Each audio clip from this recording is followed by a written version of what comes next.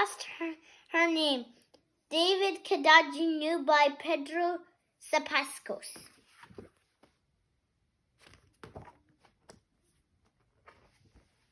Dear Haley, we meet a lot of magical and wonderful creatures throughout our lives.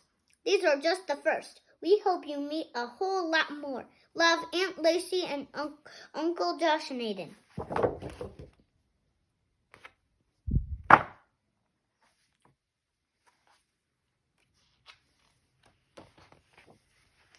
One day, a little girl awoke, sat up, and rubbed her eyes, looked over at her bedroom door, and got a big surprise.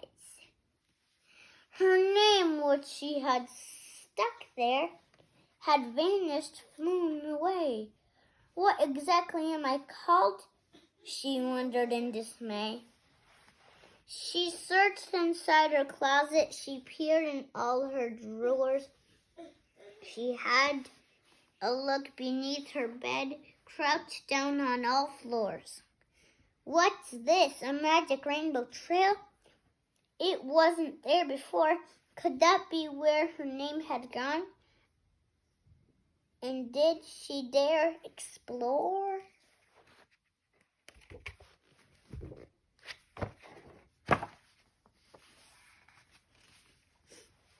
The girl crept down the winding trail, all around, surrounded by fantastic sights, astonished and spellbound. But finding a lost name is hard and takes great bravery. How would the little girl get on? Let's turn the page and see.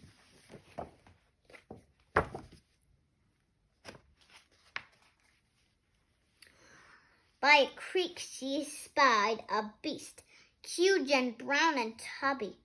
It didn't look too happy. It was very, very grubby.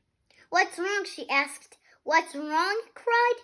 Oh, how can I stay clean? This riverbank, the state of it, the muddiest I've seen. I'm a hippo, mud's our thing. We're always wet and smeared, but I hate dirt, it's horrid, and the others call me weird. At least you've got a name, the girl said. I've got none at all. Maybe I can help you. Have you seen that waterfall?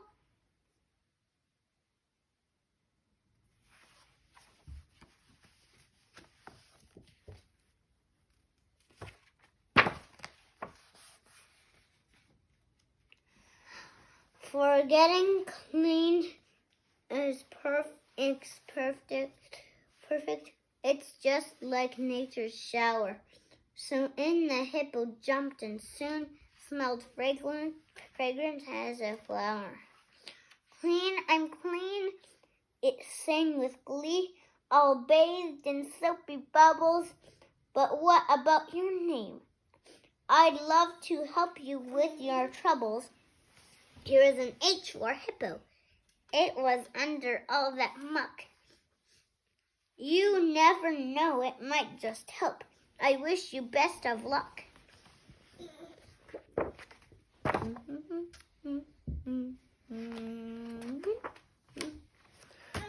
little girl walked on and on, here and there, and round about, and came across an animal with a tremendous snout.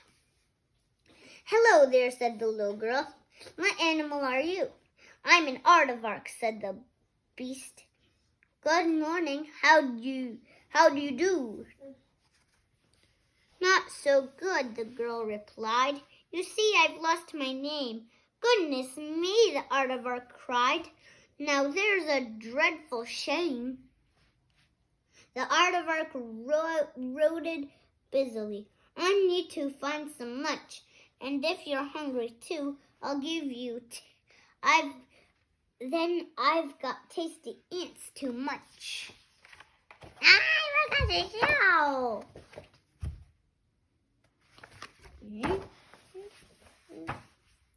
Ants, the girl said, horrified. No, really not for me. And sat down quite as gloomy as a little girl could be.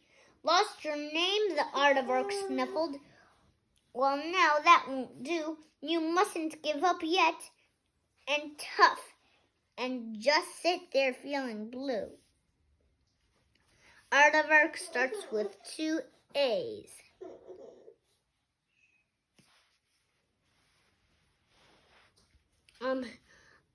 I can surely spare you one. I'm sure you'll come across your name before the day is done.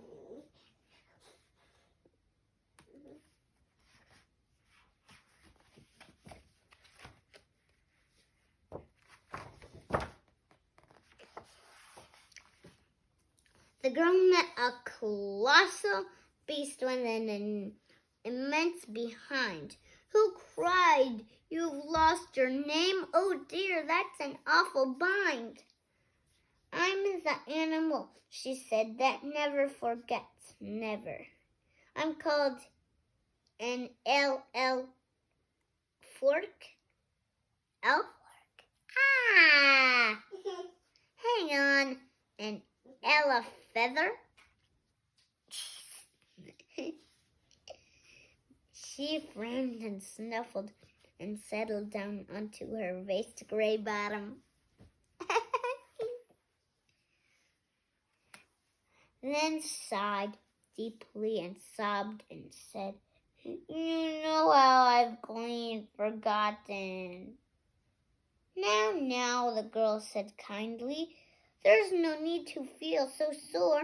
That trunk, those tusks, those big ears, you're an elephant for sure."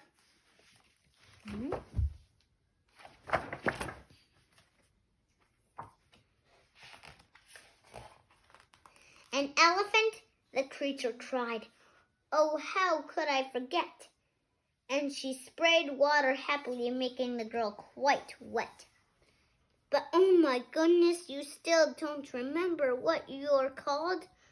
And with a pen held in her trunk, she very quickly scrawled, Here an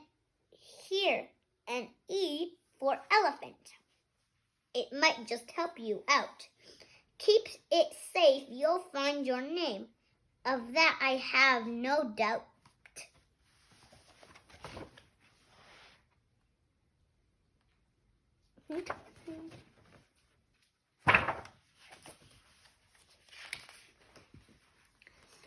The girl climbed over jagged rocks and got an awful scare. She nearly wandered straight into a deep, dark lion's lair. Too late, the lion spotted her and cried out with a roar, "Who are you? And just what are you doing at my door?" I don't know," the girl replied. You see, I've lost my name." "Oh, don't panic," said the lion. "I'm really rather tame. See, I'm in charge around these parts. I guess I'm like the king, which is great and stuff is supposed, but see now, here's the thing."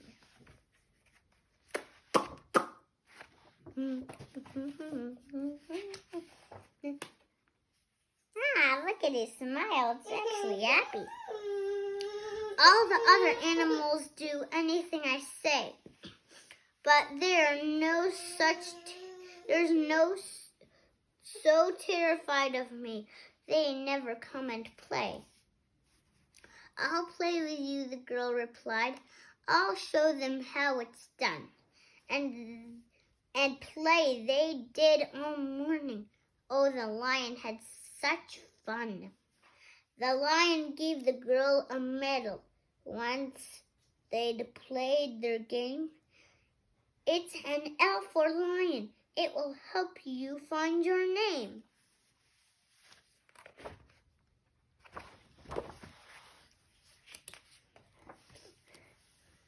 The girl climbed up a steep, steep hill and down a slope. She hurried to where a great big creature stood. looking very worried. "Hello there," said the little girl. "Whatever's wrong with you? You don't look so happy. Is there something I can do?" The creature sniffled sadly. "Goodness, what's become of me? I ate an acorn by mistake, and my head's grown a tree. It's huge and tall with branches. Oh, it's really taken root. What will happen in the summer if it grows fruit?" That's not really a tree, it's answers. It's its antlers. And let's see what the next page is about.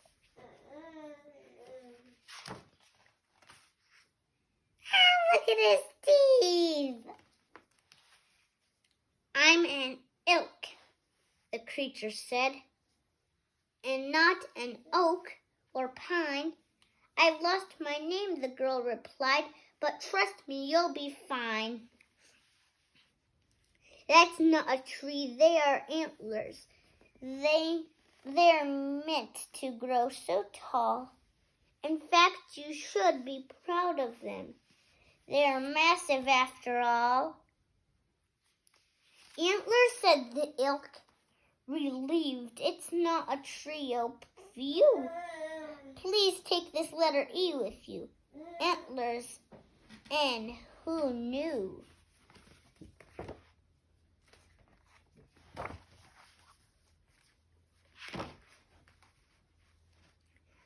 Sitting down against the tree beside a babbling brook, a monster was absorbed in an extremely clever book. "Hello, young miss," it warmly said. "And just what brings you here?" "Oh, please don't eat me," said the girl, all quivering in fear. It cluckled. "Eat you? No, I live on nuts, and the old very little children don't agree with my delight belly." "But what exactly are you?" asked the girl. "Your hair's so thick." "I'm Bigfoot," it replied, "or Squatch Yeti. Take your pick."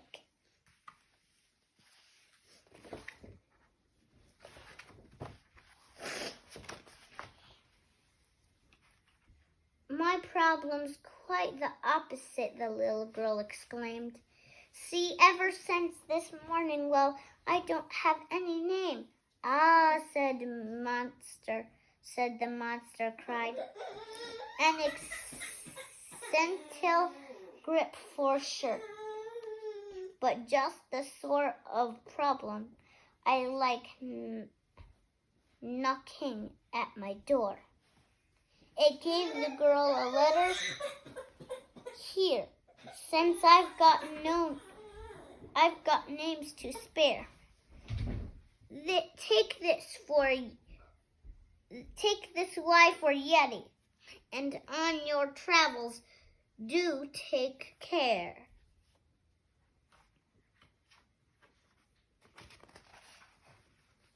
Oh, I forgot to share.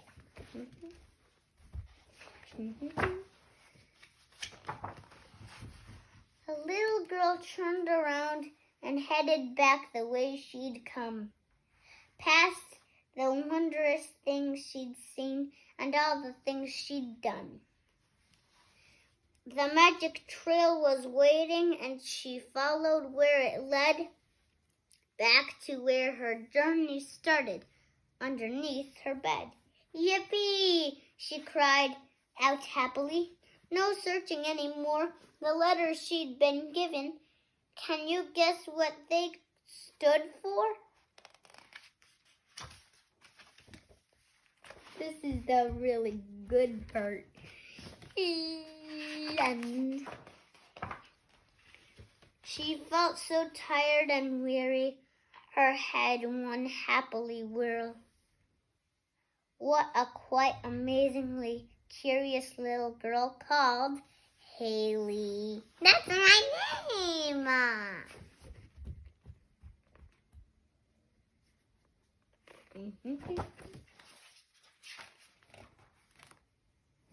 And the end. So everyone, this is a different book. This is actually a custom one that was made just for her. Thank you to my sister-in-law and her husband and their child. If you guys want to get a book like this for your own children, I'll post a link in our comments. Thanks a lot.